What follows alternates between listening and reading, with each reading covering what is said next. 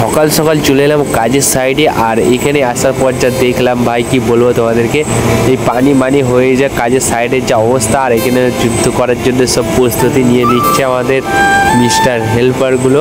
আর এখানে আমাদের কাট্টা ফাট্টা সব মানে রেডি ফেডি কড়াকড়ি হচ্ছে।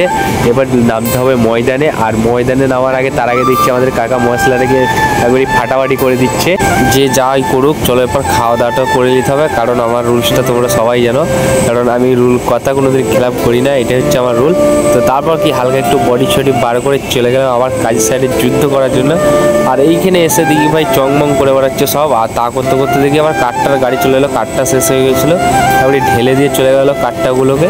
তারপর কি আমি এখানে বসে বসে রথ দেখতে লেগে গেলাম। আর তারপর এখানে মানে কাজগুলো ওই রকম কোনো রকম করে কাড়ে। আর এখানে ঢাকা বকরি দিয়ে একবারই চলে গেলাম একটার সময় খাওয়া দাওয়া করতে। আর যা জানি না আজকে ব্লগটা কেমন লেগেছে, আর যদি তোমাদেরকে ভালো লাগে তো তোমরা সাপোর্ট করলে করতে পারো, নাহলে করার দরকার নাই, আনফলো করে দাও, কোনো চাপ নেই, ভিডিও করতে থাকবো।